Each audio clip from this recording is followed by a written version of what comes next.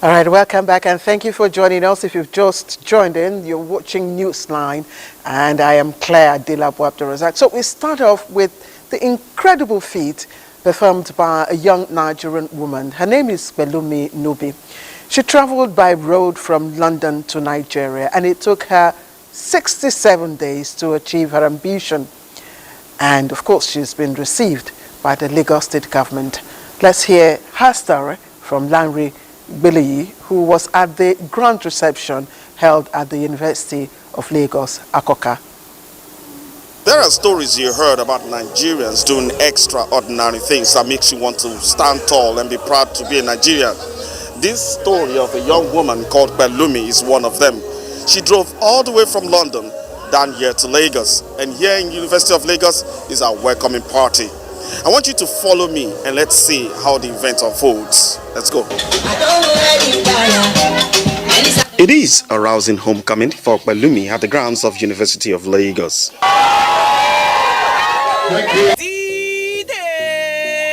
28-year-old Pelumi Nubi's solo trip from London, the United Kingdom, started on January 30th, 2024. It took her through France, Spain, and into Africa through Morocco. She drove across Mauritania, Senegal, the Gambia, Guinea-Bissau, Guinea, Sierra Leone, Liberia, Mali, Burkina Faso, Cote d'Ivoire, Ghana, Togo, and Benin. And finally, Lagos, Nigeria, spending more than 2 months and 8 days on the road.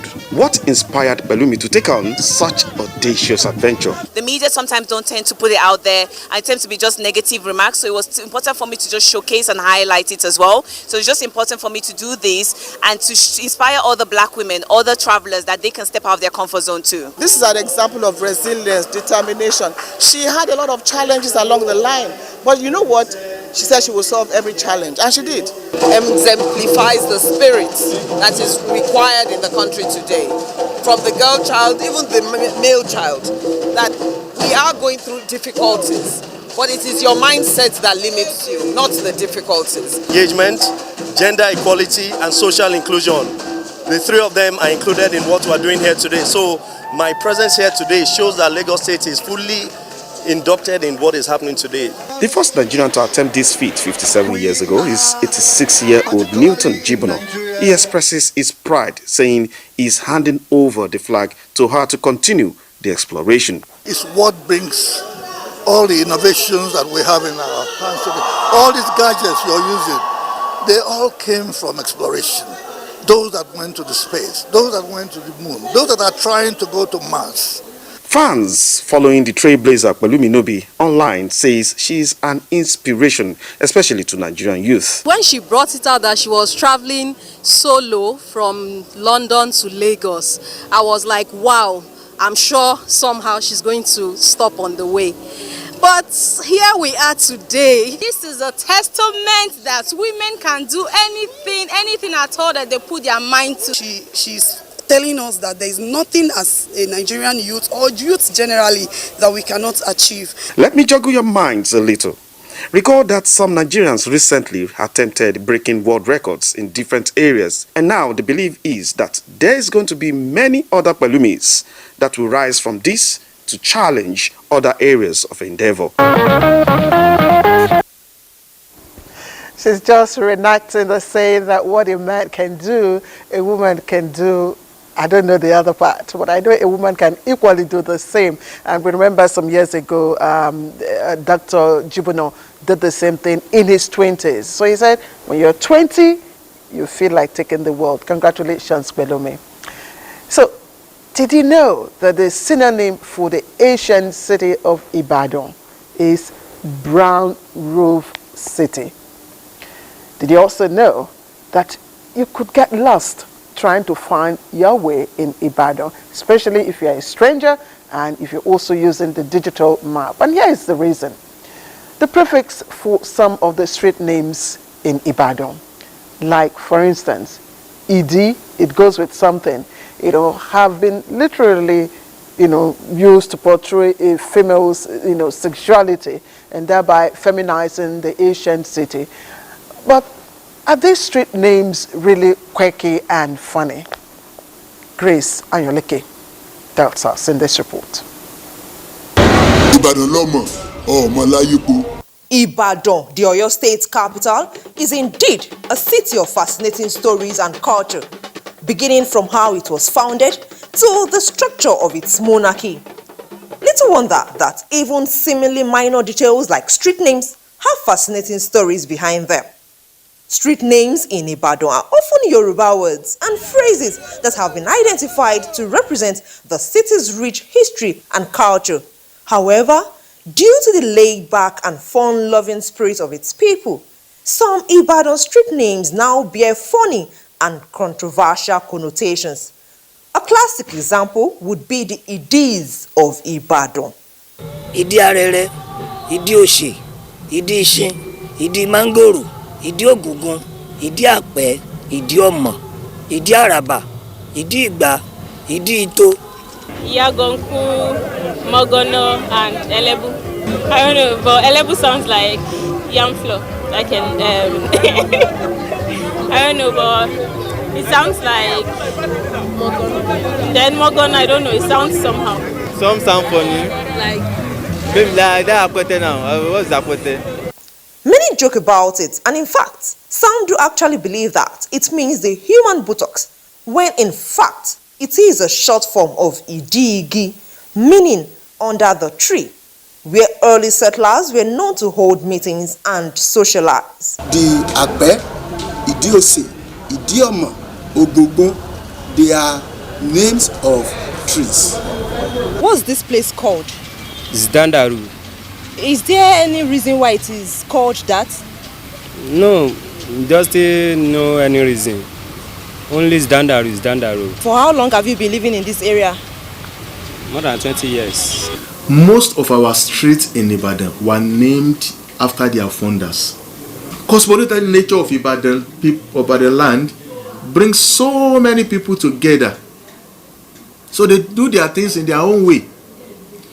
When you have the district officers, you know what they call district officers? They are jealous. They are here. And where they stay, they want to move down where they are, and they were trying to see if they can stroll out. And his secretary or his PA or whatever, people that are working with him, I'll tell him,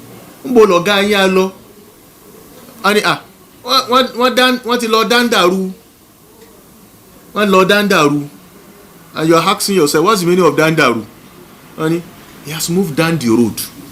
Oh, stroll out. He moved down the road. He moved down the road. That's all the Dandaru. So the significance of those names and the way it's being called, that is what makes Ibadan land unique. That Manhattan area, they believe that whenever he's telling you something, he's not telling you the right thing. Whereas the right meaning of Manhattan is Akagbe Manhattan, Akara Okobi Emago, Akwi Agbe Manhattan. That means he will never prostrate straight. He will just do like this instead of prostrating. But people have made it to be cunning, and it is not Ibadan people, it is our visitors, and we thank them for that. Ibadan, the city of hills and bottoms, as some would love to call it, will never cease to be a source of amazement to both dwellers and guests alike, especially to those who take out time to make sense out of the myriad of riddles that define the city, and by so doing unearth beautiful stories that leaves them thirsty for more. Yes, I remember Idi Araba because that's where the Lagos University Teaching Hospital is located. There's also Idi Mangoro. You also have Idi Agbon and all the Idis. So Ibadan is a city of Idis. And please don't take that literally. The names means so much, and the people of Ibadan attach quite significant importance to those names. I also just learned that Tashe in Hausa language actually means wake up. But within the context of tradition, it is a pantomime, long-held tradition in Hausa culture. It is also practiced during the Ramadan fast. Now, the beauty of this culture, I'm told, is that the drums are usually rolled out in the night. You'll find the reason very interesting as Fatima Sanusi Karaye reports.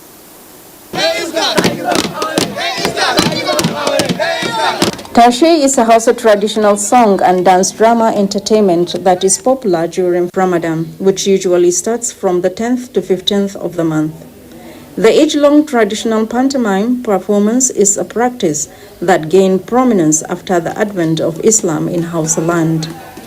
Director Center for Nigerian Languages Translation and Folklore, Bayero University, Kano, Professor Yakubu Magaji Azari speaks. It came from the other part of the world where other people are inclined to performing some acts during the night to make people to wake up to take their sahur. In that process, they term it as tashi, that is as waking up from sleep to take your sahur so that you don't become late. Although the tradition has no gender disparity, in typical Hausa society, boys and girls are not allowed to perform tashe together. Rather, each gender has unique types of pantomimes to perform.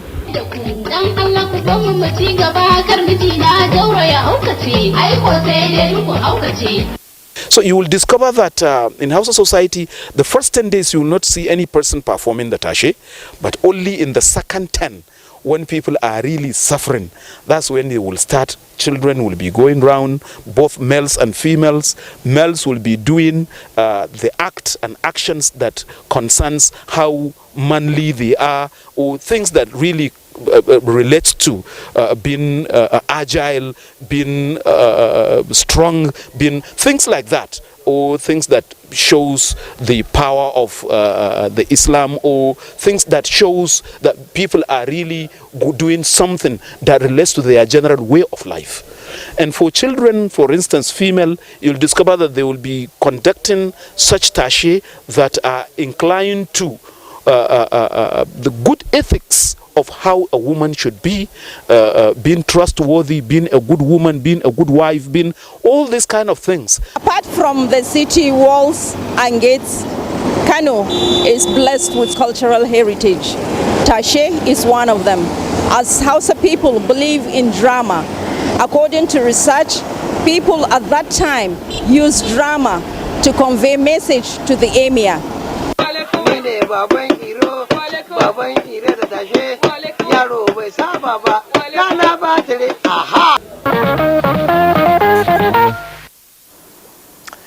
All right, I'm wondering why it's actually done in the daytime, because I'm told that it's done, during the 10 days to the end of the Ramadan fast. Of course, that's when the body would have been, drained, and it's usually the difficult part during the Ramadan fast. And it's a practice that is done, in some parts. In Ilorin, for instance, I also remember that is also done in that part of the country. All right, so let's move on to health stories. And as we all know, happiness is the new rich, and inner peace is said to be the new success. Now, both simply translates to health is wealth. And if you have health, you know what they say, you have hope, and once there is hope, there is life, and you have it abundantly. Indeed, life is returning to Jigawa State. What is the reason?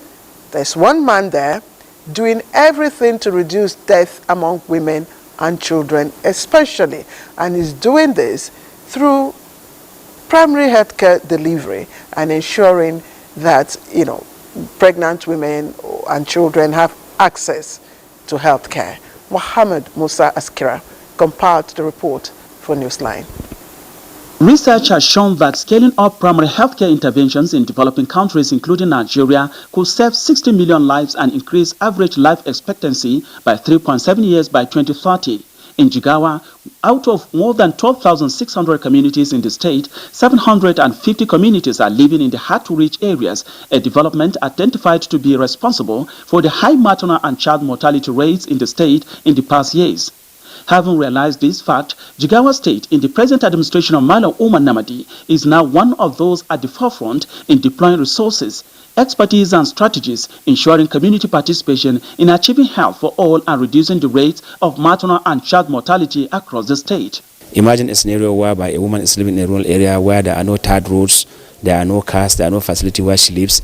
It has rained, the roads are bad, and just there is no vehicle or road, and there's a bleeding, and you are told you need care within the next half an hour or 30 minutes or 1 hour.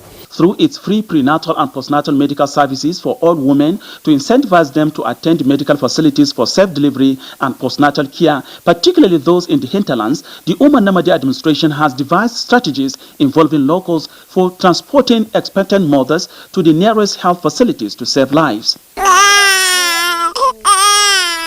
To identify drivers that live close to these communities. So somebody who has retired and want to participate, we engage all of them. Right now we have engaged over 350 drivers. We give them training and orientation. We give them issue letter confidentiality and privacy of women and how to transport women who are in sick condition and so on. I enjoy my job. There is nothing pleasing me than having the opportunity to save life. We cannot thank the government enough for the free transport and medical care. The driver came on time and took me to the hospital, and after safe delivery, he brought me back home. We are grateful to the Modi. For other residents in the state like the aged, persons with disability and other vulnerable who are not in the state health insurance scheme, Governor Umar Namadi approved 1.2 billion naira to take care of their medical expenses in times of need. These gradual but steady achievements in primary healthcare service delivery is propelling Jigawa State towards zero maternal and child mortality rates in the state in the nearest future.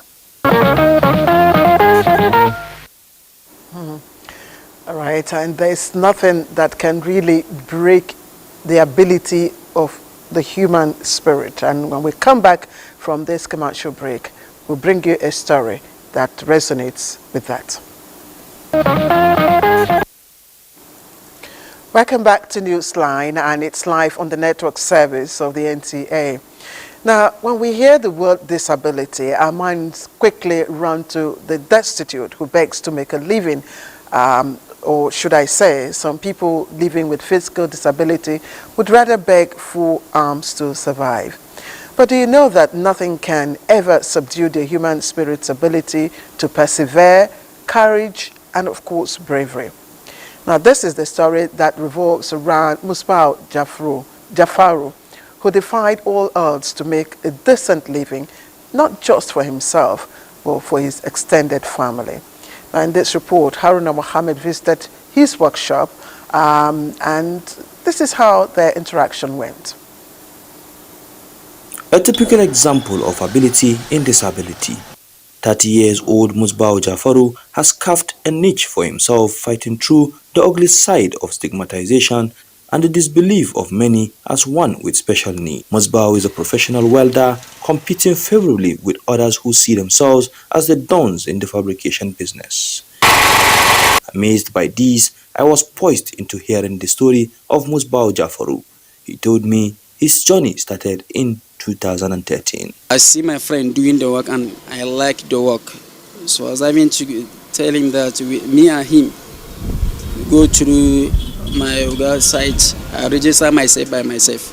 Musbau now makes solar poles, doors, other fabrications, and even has apprentices under him. With my apprentice, I have no problem with them. So with the people that are bringing the work to us. So when we do the one work to one person, if the person appreciates the work, now him go bring another person to us. His work is good, and I used to come and see people give him work, and they are appreciating his work. They bring work, Musbau is very well. As one with special needs and succeeding, Musbau advises those of his likes as well as youths. My advice to people is to go and learn work, to go and learn the thing that we want them in life. Because this life that we did, nobody will go stand for you, you must stand for yourself before someone will stand for you back. To achieve this feat couldn't have come easy without some challenges, he speaks. In the work that you learn it. The work can give you what you benefited inside, or you eat and really take care of your something, you benefit with it. Like the saying goes, defining oneself as an orphan or with deformity of any form does not determine the success you will attain. I am married in this work and I am feeling my parents with it. I am take care of myself, take care of my family, pay my everything with it. So I thank God with it. The ability to succeed is a mindset. Very determined and committed young man there. And Muhammad Ali's,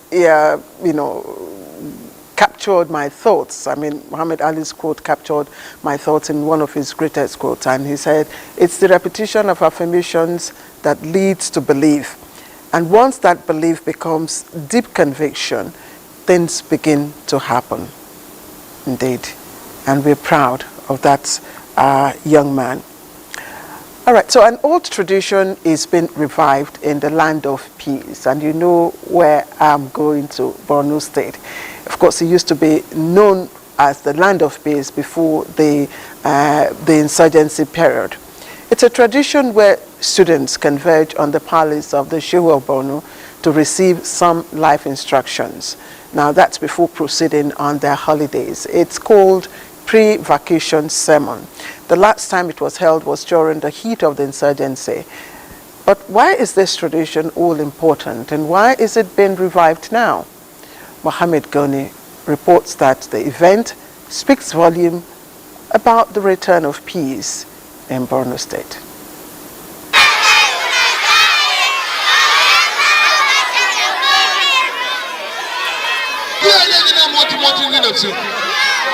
Not even the scorching sun the city of Maiduguri is known with this time of the year could deter the future leaders who came in their large numbers from all the public primary and secondary schools in the city to converge on the Shehu's Palace for the epoch-making event.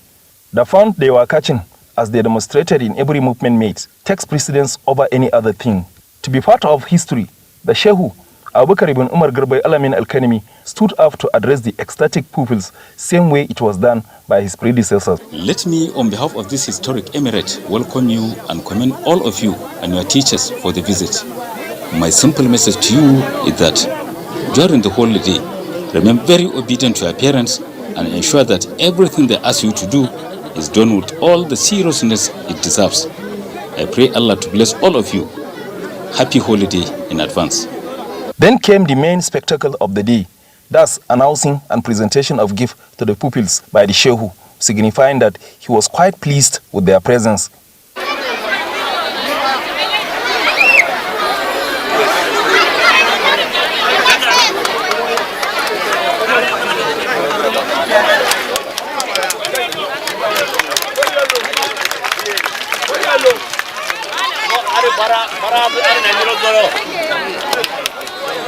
Umar Gwani is the Education Secretary of Maiduguri Metropolitan Council, who shared with the NTA origin of this tradition. We've received blessing, not only blessing from His Royal Highness. His Royal Highness has given token to the people today. So it is something, a token come from His Royal Highness is not a joke. To some pupils and students, the visit to the Shehu is something that will remain indelible in their memory. Apart from the happiness drivable in seeing the Shehu, he advised us not to in any way indulge in any act capable of making our parents to be angry with us during the holiday, and that we should support them in managing the home. I cannot say how ecstatic I was that I was standing in front of the Shehu for the first time in my life. Charged us to remain obedient to our parents always. We were blessed by Shehu, after which he officially announced the holiday. As for me, I will take it a personal challenge to adhere to every piece of advice given to us by the monarch. All right, let me take you to the Niger Delta region and precisely to Oyorokoto in Ngu community in Andoni local government area of Rivers State. And that is a place that is well known as the biggest fishing port in West Africa. It looks the part all right, but somehow it hits bad times. And again, vintage Hamis Rogo reports, however, that time does nothing to its timeless beauty and the dream it engenders. The oceanic communities of the Niger Delta can be hard to reach, but they conceal amazing secrets, secrets scarcely shared with the world outside. On this day, I took a trip to Oyorokoto, a remote fishing community in Andoni local government area of Rivers State. In my travels across some of the hard-to-reach communities in the Niger Delta, I found that they all have advanced inland waterways transport system, convenient, safe and effective. In many situations, it is the only means of mass transit. In our movement to Oyorokoto, we had to abandon our boats at Riverside community to take to boat. Now we are in a fishing port here, but then we are going to Oyorokoto. Oyorokoto has a reputation as the biggest fishing port in West Africa. I don't know how much that is true, but then we are trying to see how much of their children go to school, because the story is that those fishermen do not allow their children to go to school. That's exactly what we would like to find out here. We are joining a boat that will eventually carry us to Oyorokoto. It was a pleasant day to travel by boat.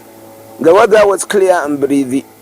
One cannot fail to be captured by the vast water environment, the distant sight of stately trees, and a vision of people who say water is home. We'll also cruise with the eye on linking up with the high seas.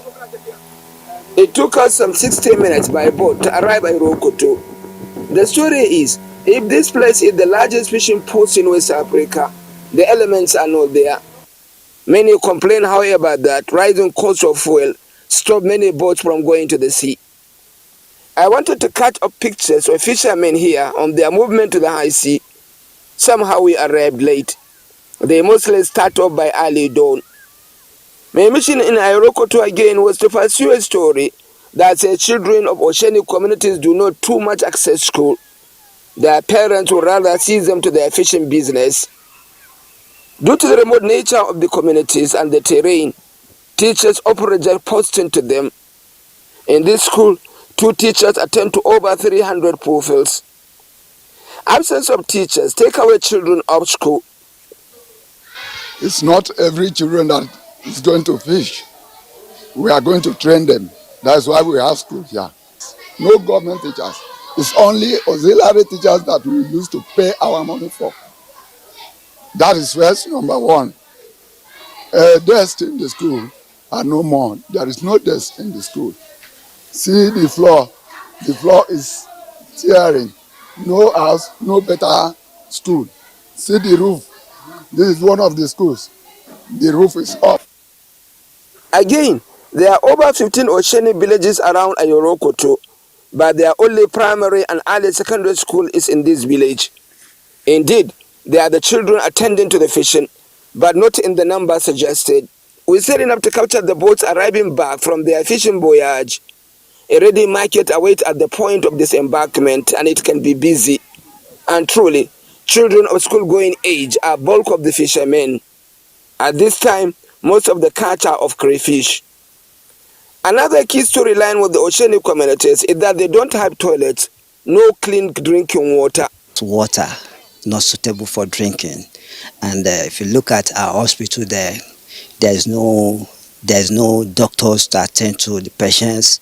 A lot of things, like some of the pregnant women, by the time you take them from this place, before you move down, convey them to Bori, to a competent hospital where they could be attended to them. Before you know, some of them along the line, they will have discouraged. Largely, it is a very pleasant trip, but we are getting late, so we hurriedly chartered another boat to our vehicle. As we move, we capture the images of community members in active fishing. A beautiful tide on a beautiful day. Thank you, Rogo. I actually think that community is called Oyorokoto. It's in Ngo in Andoni local government area, and indeed it's a big fishing site. You can get all the all the fishes you want, all the seafoods like the prawns, the oysters, the lobsters, the crabs and all that. Thank you very much. But let me bring you a very serious issue, and it's all about our currency. The Naira and Kobo is our monetary sovereignty. Now, it is regarded as the undeniable power recognized by the international law.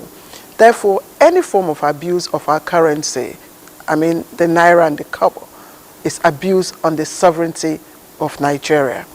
Unfortunately, spraying and stapling and tearing and stepping on the naira at social events has been going on for years, especially at parties. But how many people are aware that any form of naira abuse can attract legal sanctions punishable under the CBN Act? Diana Ajali will tell us all about it.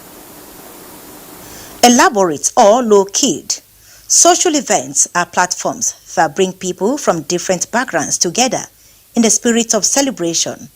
A very important aspect of social activities is dancing to their favorite songs, followed by spraying and stepping on the naira notes, the country's legal tender, which is supposed to be respected and handled with care.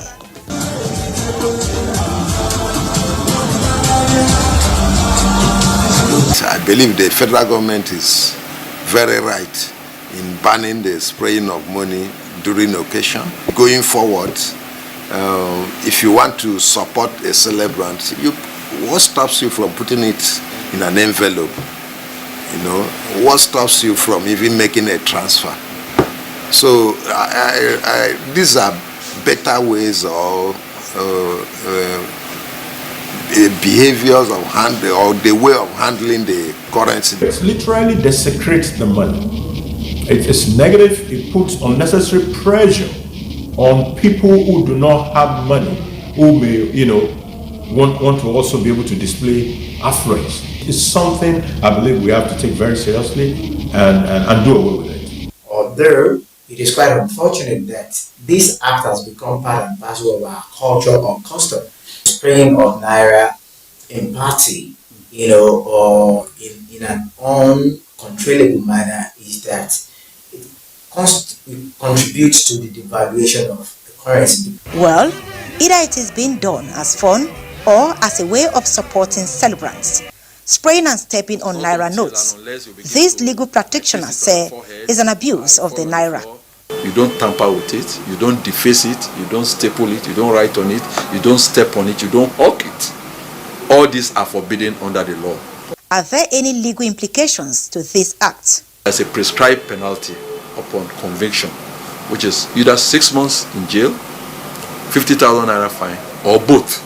Meanwhile, it is no longer going to be business as usual for persons involved in mutilating and defacing the naira in Nigeria, as the federal government has placed a ban on the act. We can no longer be abusing our naira note.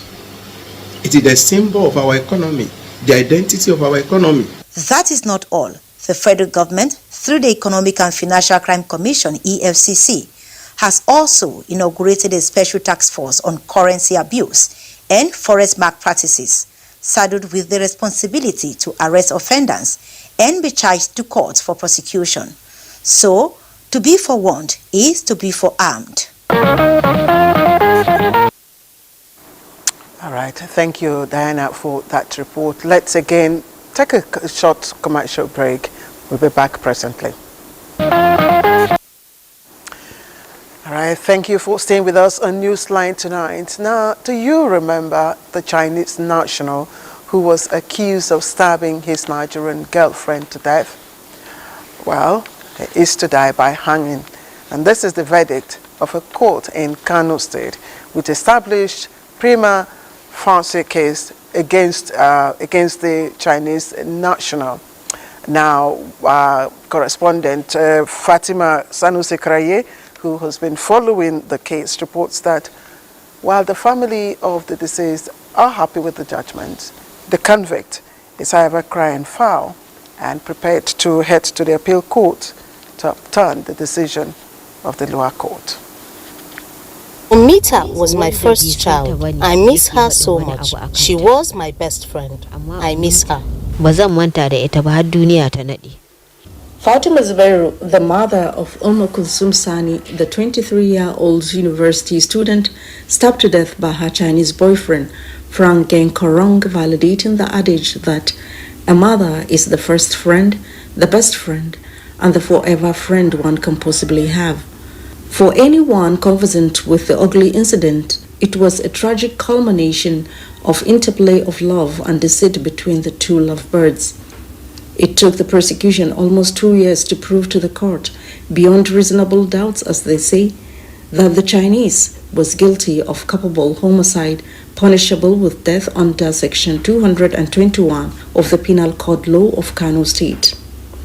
The presiding judge, Justice Sanusi Adoma Aji, accordingly sentenced Korong to death by hanging. For us, it is the end of the road for us. For him, he may likely exploit other avenues as the law has provided. And we are ready when he decides so to do. I am so happy with this verdict. That is what he deserves. I hope the authorities will implement it immediately. However, in another twist, the defense counsel, Mohammed Azmi, picked holes in the judgment, which he identified as fertile ground for an appeal as provided by the law. It was a relationship. He went to the house, had been going there. They had a relationship for more than 2 years. He had the hope of marrying her. Do you have any intention to appeal? Of course, we have planned to appeal the verdict. I think the court did its best. The court passed judgment and sentence on its understanding of the law. And we believe the court did its best. It tried. Because after the judgment, the honorable judge recommended him for clemency, recommended him for mercy, progressive mercy by the governor of Kano. But that notwithstanding, we plan to appeal this judgment so that we can test it in our superior courts. Documents obtained by Newsline reveal that the Chinese suitor has made an investment worth 200 million naira on the aborted courtship, and the intensity of what transpired between the two may never be understood. It remains a tragic case of love awfully gone wrong, a saga of intense passion, despondency, and polarized emotions. As the saying goes, there is a thin line between love and hate. Well, this love turned to a bloodbath, and now two lives that could have been are completely destroyed. As for the mother of the disease, all that's left are memories.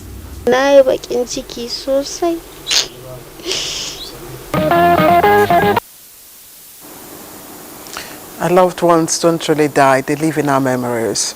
And it is believed generally that childhood friends, of course, with childhood friends, life becomes a symphony of love.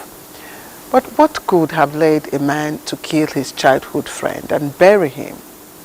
That was what happened between Okpeyemi Oyelakin and his childhood friend, Dolakbo Babalola, at Okegbo in Ile Oluji, Okegbo local government area of Ondo State. And Abiola Ariyo reports that the incident leaves much to the imagination. Okpeyemi Oyelakin's tragic demise may have been avoided if he had not put his trust in his close friend of 12 years, Dolakbo Babalola. The duo embarked on a journey from Ondo town to Okegbo, a trip of about 45 minutes on Okpeyemi's motorcycle. Dolakbo, under the guise of inspecting a farmland, lured Okpeyemi into a trap. According to Dolakbo, his intention was to take the bike from Okpeyemi with the help of an accomplice who is currently at large, but a dispute ensued which made Dolakbo to hit Okpeyemi on the head with a big stone, leading to his instant death. This person we are talking about is my close friend. Okay. He's a close friend of mine. Okay. Truly, his bike is not the first bike I will ever snatch. They have never killed before. Even those that are not related to me, I snatched bike from them. I did not even do anything harmful to them. But this one is just a coincidence. It's the work of the devil. I can't explain how it happened. Dolakbo then buried Okpeyemi's body in a shallow grave and sold the motorcycle for 130,000 naira. At least, I can't count, but at least it's more than 15. Where did you sell them? Who is the person? The person that used to buy the bike is at Ibadan.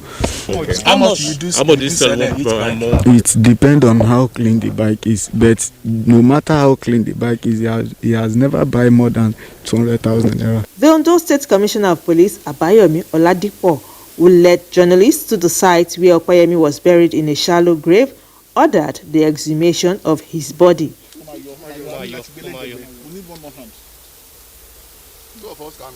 I want to use this opportunity